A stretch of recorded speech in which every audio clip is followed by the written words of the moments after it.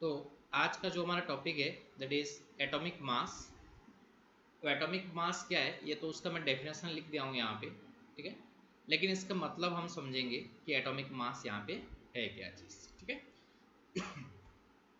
तो जैसे कि मान लो आपके पास 4 लकड़ी है यहाँ पे, ठीक है। आपके पास जो है यहाँ पे 4 लकड़ी है। अब ये वाला एक तो लकड़ी हो गया, ये एक तो हो गया, ये एक तो हो गया और ये एक तो। अभी इसका जो लेंथ है हमें पता है, अभी मेजरिंग टेप है हमारे पास, मान लो ये 2 मीटर का लेंथ है, ठीक है।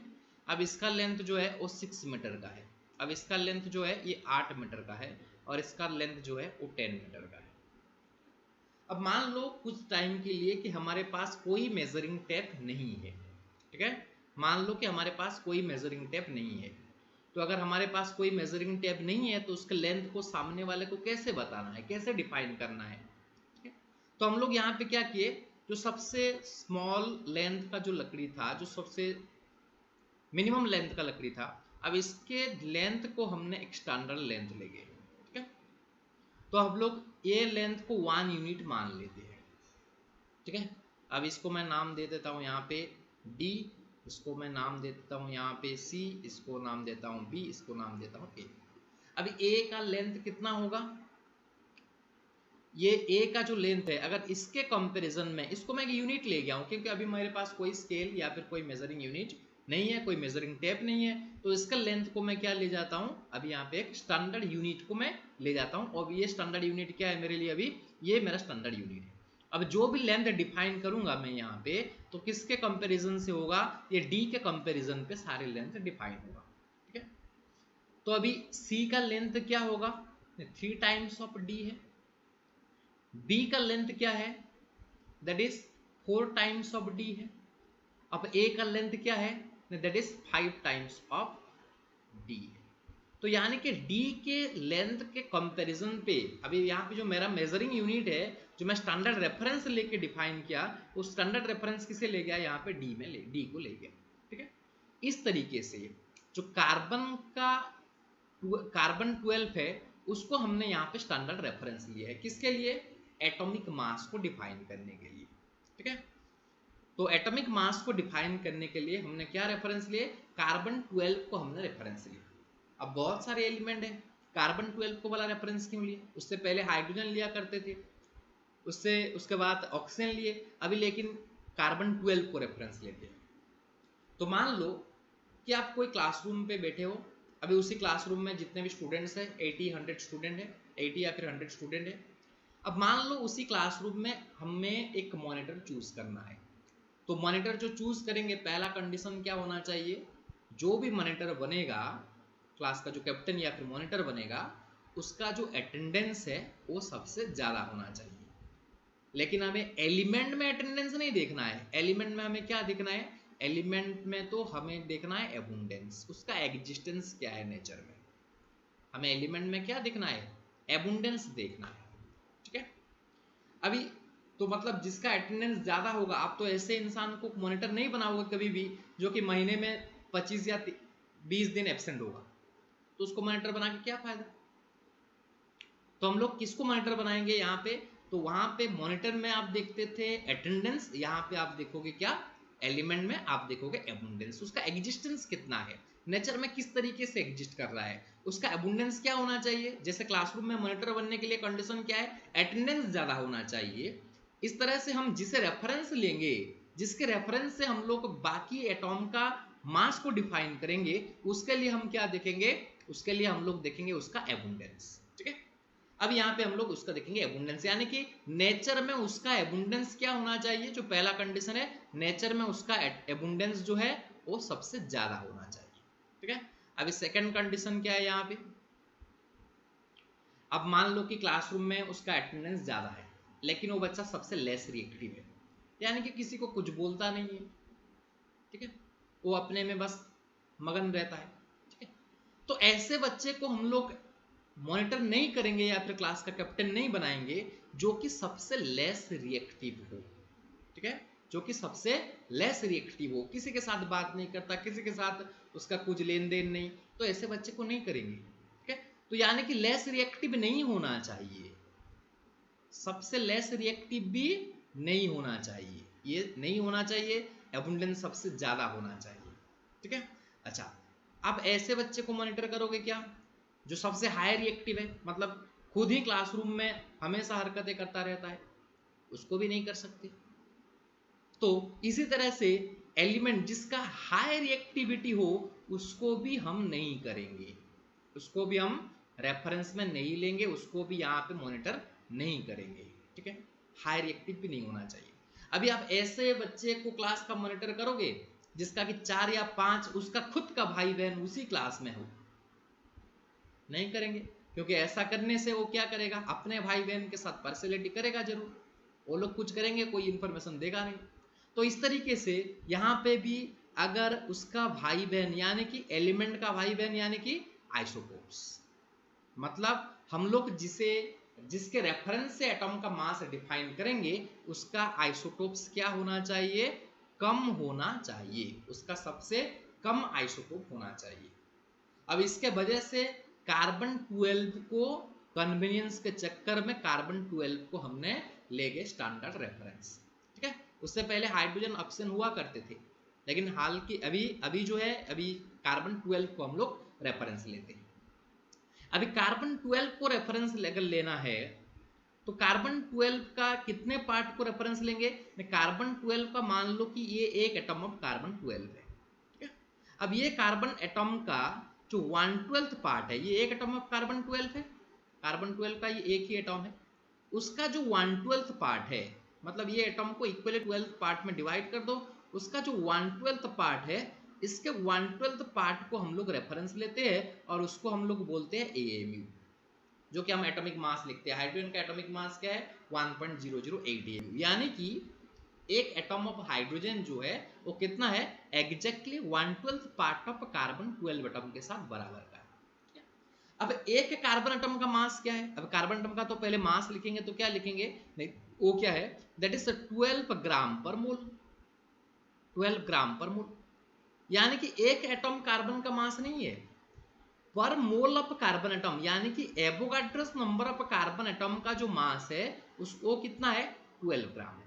तो एक एटम कार्बन का मास क्या होगा, यहाँ पे देखते हैं। अभी एक एटम ऑफ कार्बन का मास क्या होगा, दैट इज, तो हम यहाँ पे देखिए कि एवोगाड्रोस नंबर ऑफ कार्बन यानी कि 1 mole of carbon that is 6.023 into 10 to the power 23 atoms of carbon का जो मास है वो कितना है, 12 ग्राम है। तो यहाँ पे मैं लिख देता हूँ mass of Avogadro's number of carbon atom, उसका वजन क्या होगा, 12 ग्राम होगा। तो एक एटम का मास क्या होगा, mass of 1 atom of carbon, उसका वेट क्या होगा, उसका मास क्या होगा, that's 12 by 6.023 into 10 to the power 23 gram होगा। ये एक एटम कार्बन का वेट है। अभी हमें कार्बन एटम का, एक कार्बन एटम नहीं लेना है, कार्बन एटम का जो है उसका एक कार्बन एटम का 1/12 पार्ट लेना है। तो फिर क्या होगा, that is 1/12 part of an atom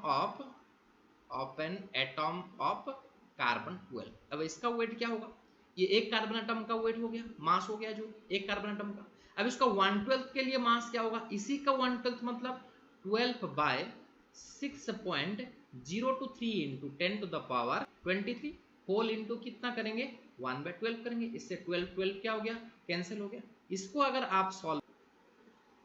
आप सॉल्व करोगे तो यहाँ पे कितना निकल के आएगा, ये जो निकल के आएगा यहाँ पे that is 1.66 into 10 to the power -24 होगा। ये क्या होगा, ग्राम होगा। That is the mass of 1/12 part of an atom of carbon 12 isotopes, यहाँ पे जो लिखी है। ठीक है, अब ये 1 AMU जो है, जो 1/12 पार्ट जो लिखे है, इसका मास क्या है एग्जैक्टली, ग्राम में कितना बोलेंगे इसको, ये 1 AMU जो है that is 1.66 into 10 to the power -24 gram है। अगर किलोग्राम में बोलेंगे तो क्या होगा, that is 1.66 into 10 to the power -27 kilogram. अब इसी को हम लोग क्या लेते हैं, स्टैंडर्ड रेफरेंस लेते हैं। ठीक है, अभी मान लो हम लोग कुछ एटम्स का मास लिखते हैं यहाँ पे। ठीक है, जैसे कि कुछ एटम्स का मास लिखते हैं तो यहाँ पे हम लोग लिखेंगे अब हाइड्रोजन का एटॉमिक मास। अब एलिमेंट लेंगे यहाँ पे हाइड्रोजन, अब ये उसका एटॉमिक मास लिखेंगे। अब यहाँ पे उसका एटॉमिक मास लिखेंगे, ठीक है। और यहाँ पे हम लिख लिए एलिमेंट। अब एलिमेंट क्या है? हाइड्रोजन है। अब हाइड्रोजन का जो एटॉमिक मास है वो 1.008 लेते हैं, यानी कि एक एटॉम ऑफ हाइड्रोजन जो है वो कितना है? एएमयू का जो है 1.008 टाइम्स है।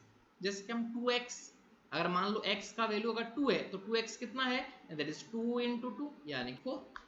इस तरह से एएमयू क्या है हमें पता है, ठीक है। तो एटॉमिक मास क्या है? तो एटॉमिक मास को हम लोग एएमयू में लिखेंगे। अब ये एएमयू क्या है? That is 1/12 part of an atom of carbon 12 isotope. एक कार्बन एटॉम के 1/12 पार्ट का जो मास होगा उसको हम क्या बोलेंगे? यहाँ पे एएमयू बोलेंगे। अब हाइड्रोजन का जो एक एटॉम का मास है वो कार्बन के 1/12 पार्ट के साथ क्या है? बराबर का है। ये एक एटॉम ऑफ हाइड्रोजन है, ठीक है। अब इसका मास क्या है? 1/12 पार्ट ऑफ कार्बन 12 आइसोटोप के साथ सेम है, ठीक है। ये कार्बन 12 का एक एटॉम का जो 1/12 पार्ट है उसके साथ सेम है। अब इसको क्या बोलते हैं? एएमयू बोलते हैं। तो एक हाइड्रोजन एटॉम का मास क्या बोलेंगे? 1.008 टाइम्स ऑफ एएमयू बोलेंगे, ठीक है। अगर इस तरह से हम लोग यहाँ पे लेते हैं कि हीलियम का एटॉमिक मास क्या है, तो हम लोग लिखते हैं यहाँ पे 4 एएमयू। यानी कि क्या है उसका मतलब है कि एक एटॉम ऑफ हीलियम जो है वो क्या है? एएमयू का 4 गुना है। यानी कि कार्बन 12 का जो 1/12 पार्ट है एक एटॉम का, कार्बन 12 का एक एटॉम का 1/12 पार्ट जो है उसका 4 गुना ज्यादा वजनदार होगा कौन? हीलियम एटॉम होगा। इस तरीके से हम लोग यहाँ पे बोलते हैं कि ऑक्सीजन का एटॉमिक मास कितना है? That is 16 AMU. तो इसका मतलब क्या है कि that is one atom of oxygen it's 16 times heavier as compare to AMU, यानी कि 1/12 part of an atom of carbon 12 isotopes. इस तरह से यहाँ पे अगर देखता हूं तो सोडियम का मास क्या होगा? सोडियम का एटॉमिक मास हम लोग लेते हैं 23 एएमयू। इसका मतलब है that is one atom of sodium is 23 times heavier as compare to AMU, यानी कि 1/12 part of an atom of carbon 12 isotopes, ठीक है।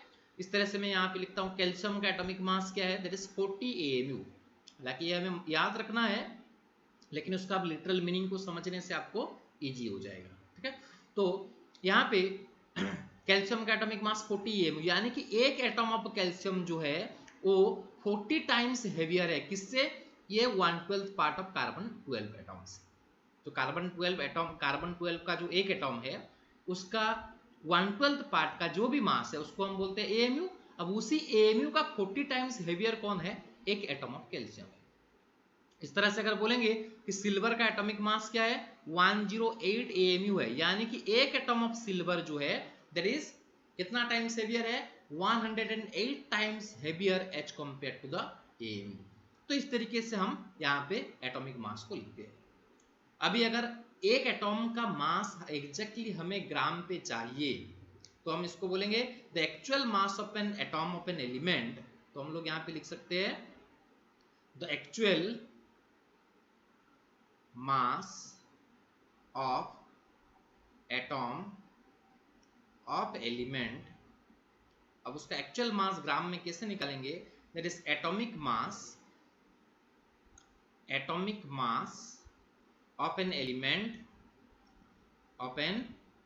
एलिमेंट जो कि आपको एएमयू में गिवन होगा इन एएमयू इनटू क्या करना है?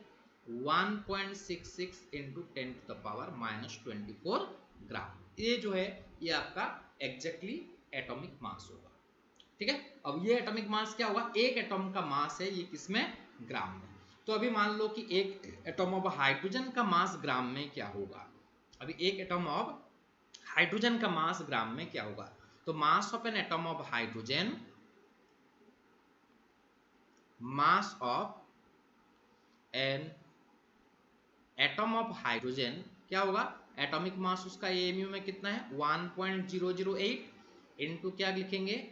1.66 इनटू 10⁻⁻24 ग्राम। ये एक एटॉम ऑफ हाइड्रोजन का वेट होगा, जो कि निकल के आ गया कितना आपका? 1.6736 इनटू 10⁻⁻24 ग्राम होगा, आप चेक कर लेना, ठीक है। इस तरह से मास of an atom of oxygen, mass of an atom of oxygen ये कितना होगा, दैट इज उसका एटॉमिक मास 16 AMU में अगर लिखेंगे तो 16 AMU इनटू आप क्या करोगे 1 AMU लिखे थे 16 AMU, तो AMU के जगह पे हमने क्या किया 1.66 into 10 to the power -24 gram, ठीक है। अब ये निकल के आएगा कितना, that is 2.656 into 10 to the power -23 gram, ठीक है। तो इस तरह से एक्चुअल मास हम लोग निकाल सकते हैं एक एटॉम के लिए ग्राम में, ठीक है। अब एटॉमिक मास के डेफिनेशन पे चले आते हैं। जो एटॉमिक मास का डेफिनेशन था वो क्या था, यहाँ पे फर्स्ट पेज पे हम लोग लिखा था, atomic mass of an element can be defined as the number which indicates how many times, ठीक है, that is how many times, that is how many times the mass of one atom of the element, कोई भी element लो उसका एक atom का मास कितना गुना ज्यादा heavier है, कितना टाइम से हेवियर है इन कंपैरिजन टू किसमें 1/12 part of the mass of one atom of carbon 12। तो यही एटॉमिक मास का डेफिनेशन था कि कोई भी एलिमेंट का एक एटम का मास जो कार्बन एटम का 1/12 पार्ट है, एक एटम का 1/12 पार्ट है, उसके मास के कंपैरिजन से कितना टाइम हेवियर है, उसी का हम लोग क्या बोलते हैं, उसका एटॉमिक मास बोलते हैं। और उसके लिए स्टैंडर्ड रेफरेंस हम किसको मानते हैं, कार्बन का जो 12 आइसोटोप्स है उसको रेफरेंस मानते हैं। अब कार्बन 12 आइसोटोप्स को क्यों रेफरेंस मानते हैं, उसके लिए रीजन दिया गया, ये वाला, ये रीजन आपके सामने है अभी, ये रीजन बार बार पूछता भी है। अब यहाँ पे ये जो पूछा जाता है कि AMU क्या है, अभी AMU को ग्राम में क्या लिखेंगे, AMU को अगर ग्राम में लिखेंगे तो 1 AMU क्या है, दैट इज 1.66 इंटू 10⁻24 ग्राम है, और फिर अगर किलोग्राम में लिखेंगे तो that is 1.66 into 10 to the power -27 kilogram है, ठीक है। अब अगर एक एटम का एक्चुअल मास निकालोगे तो उसमें क्या करना है, आपका जो एटॉमिक मास है, यहाँ पे आपका जो एटॉमिक मास हुआ, यहाँ पे देखो आपका जो एटॉमिक मास है AMU में उसको लिखे, उसके साथ AMU का जो वैल्यू है दैट इज 1.66 इंटू 10⁻24 को मल्टीप्लाई कर दिए, जिससे कि हमें क्या मिल गया, एक एटम का मास मिल गया, ठीक है। अब यहाँ पे जो मास निकाले ये किसके मास है, that is the mass of an atom as compare to 1/12 mass of an carbon 12 isotope. ये जो एटॉमिक मास लिखे है वो एक्चुअली है क्या, ये एटॉमिक मास जो है that is mass of an atom, इसको मैं लिख लेता हूं यहाँ पे, mass of an atom in comparison to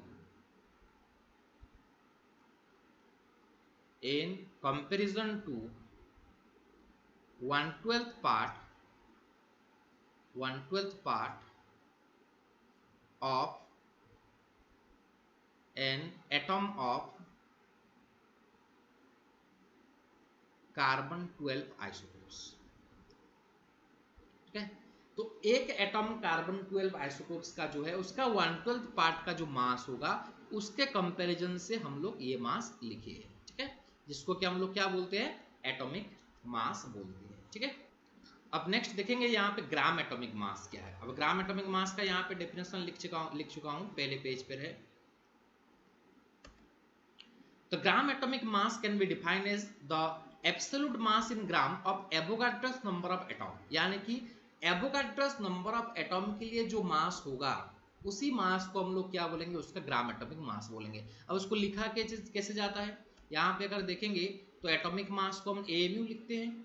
अब ग्राम एटॉमिक मास के जगह पे आप क्या लिखो, बस यहाँ पे जो एटॉमिक मास लिखे वो AMU, इस यूनिट को हटा देते हैं। अब हाइड्रोजन का अगर एटॉमिक मास लिखेंगे, ग्राम एटॉमिक मास लिखेंगे तो इसको लिखेंगे 1.008 ग्राम, ठीक है। अब ये जो 1.008 ग्राम है ये किसके लिए है, पर मोल ऑफ हाइड्रोजन एटॉम के लिए मास है। एक हाइड्रोजन एटॉम का मास 1.008 ग्राम नहीं है, that is the mass of Avogadro's number of hydrogen atom. इस तरह से हीलियम का एटॉमिक मास क्या है, 4 ग्राम है, ठीक है, 4 ग्राम है। तो 4 ग्राम किसके लिए मास है, that is the mass for Avogadro's number of helium atom. अगर आप Avogadro's number of helium atom लेते हो तो उसका मास क्या होगा, 4 ग्राम हो जाएगा। इस तरीके से यहाँ पे अगर देखते हैं तो ये मास किसके लिए होगा, इसको मैं मिटा देता हूँ यहाँ पे। तो यहाँ पे हम लोग लिखेंगे ग्राम एटॉमिक मास, इसको थोड़ा क्लियर कर देता हूँ। तो यहाँ पे मैं लिख देता हूँ gram atomic mass, gram atomic mass, ठीक है 4 ग्राम। इस तरह से ऑक्सीजन का एटॉमिक मास है 16 AMU। अब AMU को बस हटा दो, सिंपल है यार, यहाँ पे 16 ग्राम लिख दो, ठीक है। अब सोडियम के लिए यहाँ पे 23 ग्राम लिख लो, अब कैल्शियम के लिए यहाँ पे 40 ग्राम लिख लो, अब सिल्वर के लिए यहाँ पे 108 ग्राम। ऐसे बाकी एलिमेंट के लिए भी आप यहाँ पे कर सकते हो।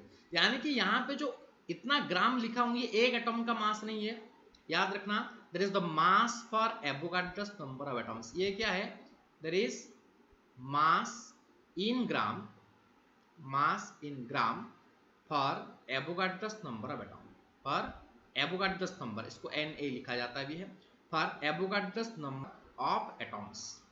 यानी कि अगर एवोगाड्रोस नंबर ऑफ एटम्स का मास लेंगे तो फिर कितना होगा, एग्जैक्टली 1.008 ग्राम निकल के आएगा। अगर Avogadro's number of helium atom का मास लेंगे तो फिर कितना आएगा, 4 ग्राम निकल के आएगा। तो हमने यहाँ पे कैलकुलेट किए थे 1 atom of mass, 1 atom of hydrogen का मास कितना होगा। अब 1 एटम हाइड्रोजन का मास अगर ये होता है तो फिर Avogadro's number of hydrogen atom का मास क्या होगा।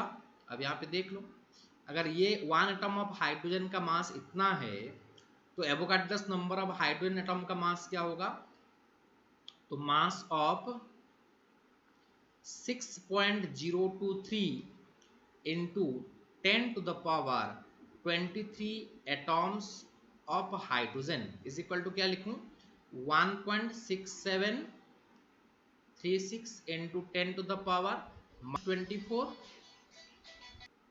तो यहाँ पे एवोगाड्रोस नंबर एटम के लिए क्या करेंगे, अभी एवोगाड्रोस नंबर मल्टीप्लाई कर देंगे, 6.023 into 10 to the power 23।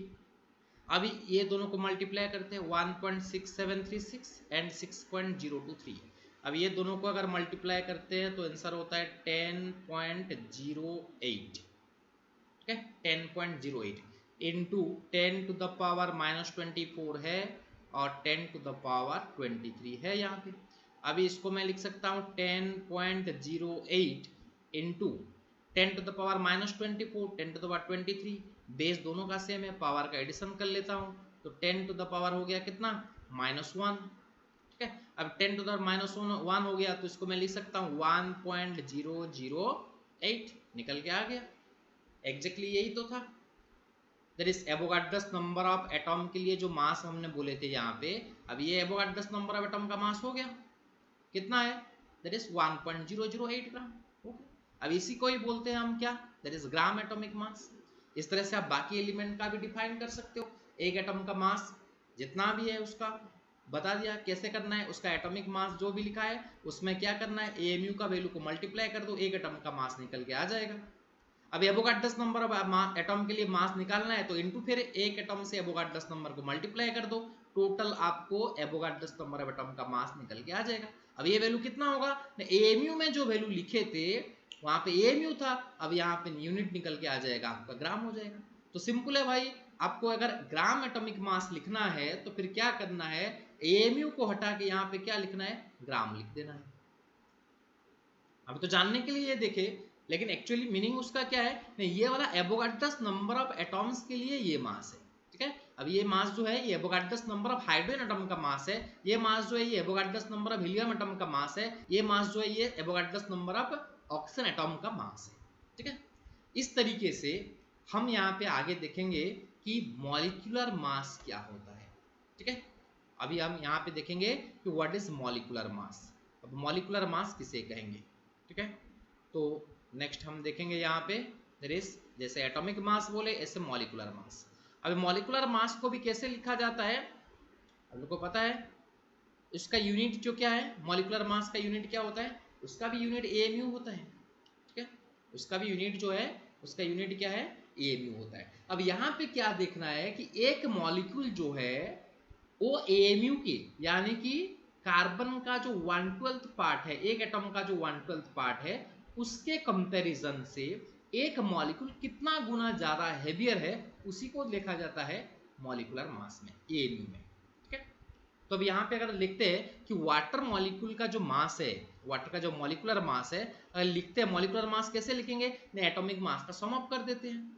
जैसे कि यहाँ पे हाइड्रोजन का एटॉमिक मास कितना है, यहाँ पे हाइड्रोजन का जो एटॉमिक मास है 1.008 है, लेकिन हम लोग यहाँ पे लेते हैं 1 ले जाते हैं, तो 1 इंटू 2 टाइम्स है अभी, तो 1 इंटू 2 प्लस ऑक्सीजन का एटॉमिक मास कितना है 16 AMU, तो हमारा जो मॉलिक्यूलर मास निकल के आया वो कितना हुआ, दैट इज 18 AMU। ठीक है, तो मॉलिक्यूलर मास ऑफ वाटर कितना है 18 AMU है। अभी उसके लिए अगर ग्राम मॉलिक्यूलर मास पूछा जाए तो 18 ग्राम बोलेंगे। ठीक है, अभी अगर यहाँ पे मैं लेता हूँ ग्लूकोज का मॉलिक्यूलर मास C6H12O6, इसका मॉलिक्यूलर मास क्या होगा। अभी कार्बन, यहाँ पे कार्बन का एटॉमिक मास कितना है 12, ये कितना गुना है 6 टाइम है, प्लस क्या करना है हाइड्रोजन का एटॉमिक मास 1, कितना टाइम्स है 12 टाइम्स, प्लस ऑक्सीजन का एटॉमिक मास कितना 16, कितने टाइम्स है 6 टाइम 16। ठीक है, ये निकल के आ गया आपका 180। अब सब तो AMU में है, तो आंसर क्या हुआ AMU में होगा मॉलिक्यूलर मास। तो इस तरीके से आप मॉलिक्यूलर मास निकाल सकते हो। ठीक है, NH3 का मॉलिक्यूलर मास क्या है, नाइट्रोजन का है 14, अभी 1 टाइम्स है तो आप 1 मल्टीप्लाई करो ना करो कुछ फर्क नहीं पड़ता, प्लस हाइड्रोजन का एटॉमिक मास है 1, कितने टाइम्स है 3 टाइम्स है, यहाँ पे थ्राइस है, तो 1 इंटू 3, तो ये आपका निकल के आ गया कितना 17 AMU। ये आपका निकल के आ गया atomic mass 17 AMU, sorry molecular mass निकल के आ गया कितना 17 AMU। इस तरीके से हम लोग अगर कार्बन डाइऑक्साइड का मॉलिक्यूलर मास देखेंगे तो कैसे निकालेंगे, कार्बन का एटॉमिक मास है 12, कितना टाइम्स है 1 टाइम्स है, अब ऑक्सीजन यहाँ पे ट्वाइस है, तो ऑक्सीजन के लिए एटॉमिक मास है 16, 16 इंटू 2 के ये 32 और ये 12, कितना हो गया दैट इज 44 AMU। तो मॉलिक्यूलर मास निकालना तो बहुत ही ईजी है, अगर आपको बस एटॉमिक मास पता होना चाहिए। अब ये मॉलिक्यूलर मास का लिटरल मीनिंग हम लोग समझेंगे कि मॉलिक्यूलर मास 17 AMU, उसका मतलब क्या है, उसका मतलब है कि एक मॉलिक्यूल ऑफ एमोनिया जो है वो AMU का कितना टाइम से हेवियर है 17 टाइम से हेवियर है। अगर यहाँ पे देखेंगे एक मॉलिक्यूल ऑफ कार्बन डाइऑक्साइड जो कि 44 AMU उसका मॉलिक्यूलर मास बोला जाता है, तो AMU यानी कि कार्बन, एक कार्बन एटम का 1/12 पार्ट का 44 टाइम्स हेवियर है कौन, एक मॉलिक्यूल ऑफ कार्बन डाइऑक्साइड। इस तरह से वाटर का मॉलिक्यूलर मास यहाँ पे कितना लिखे है 18 AMU, मतलब AMU यानी कि कार्बन एटम का जो 1/12 पार्ट है, एक एटम कार्बन का जो 1/12 पार्ट है जिसको कि हम AMU बोलते हैं, उसके मास के कंपैरिजन से एक वाटर मॉलिक्यूल का जो मास है वो कितना है 18 टाइम्स ज्यादा है, हेवियर है, किसके कंपैरिजन से AMU के कंपैरिजन से। तो क्या लिखेंगे 18 टाइम्स ऑफ AMU, 18 AMU। अब एक ग्लूकोज मॉलिक्यूल का मास क्या है AMU के, यानी कि कार्बन का एक एटॉम का 1/12 पार्ट जो है उसका मास AMU है, अब उसके मास के 180 टाइम्स ज्यादा हेवियर है कौन सा, एक ग्लूकोज मॉलिक्यूल का मास। ठीक है, तो इस तरह से मॉलिक्यूलर मास हमने यहाँ पे डिफाइन करते हुए लिख लिए। अब अगर ग्राम मॉलिक्यूलर मास पूछा जाए, ठीक है, अगर वाटर का लिए ग्राम मॉलिक्यूलर मास पूछा जाए यहाँ पे, तो आपको ग्राम मॉलिक्यूलर मास क्या लिखेंगे यहाँ पे, it is gram molecular mass. तो ग्राम मॉलिक्यूलर मास क्या लिखेंगे यहाँ पे बोलो, AMU को निकाल के वहां पे ऐसे ही करना है, ग्राम लिखना है। ठीक है, यानी कि ये जो 18 ग्राम है ये एक वाटर मॉलिक्यूल का मास नहीं है, that is the mass for Avogadro's number of molecule. So this is the mass for Avogadro's number of molecule. Avogadro's number पता है, that is 6.023 into 10⁻23 molecule. Avogadro's number of molecule के जो मास होगा वो क्या होगा 18 ग्राम होगा। ठीक है, अब यहाँ पे ग्लूकोज का जो ग्राम मॉलिक्यूलर मास है उसको क्या लिखेंगे 180 ग्राम लिखेंगे। अगर मॉलिक्यूलर मास पूछता है तो AMU में लिखना है, ग्राम मॉलिक्यूलर मास पूछा जाता है तो ग्राम पे लिखना है। अब एमोनिया का क्या लिखेंगे यहाँ पे 17 ग्राम लिखेंगे, कार्बन डाइऑक्साइड का यहाँ पे क्या लिखेंगे 44 ग्राम लिखेंगे। तो इस तरीके से हम लोग यहाँ पे क्या लिखेंगे मॉलिक्यूलर मास को हम लोग लिख सकते हैं। ठीक है, अब ये जो मॉलिक्यूलर मास है उसका अगर डेफिनेशन देखेंगे तो क्या लिखेंगे यहाँ पे मॉलिक्यूलर मास के, molecular mass, molecular mass is the number which indicates how many times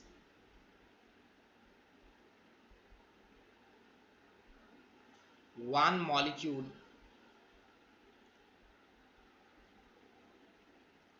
of a substance is heavier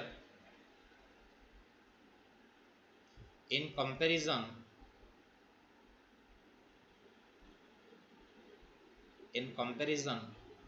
to 1/12 of the mass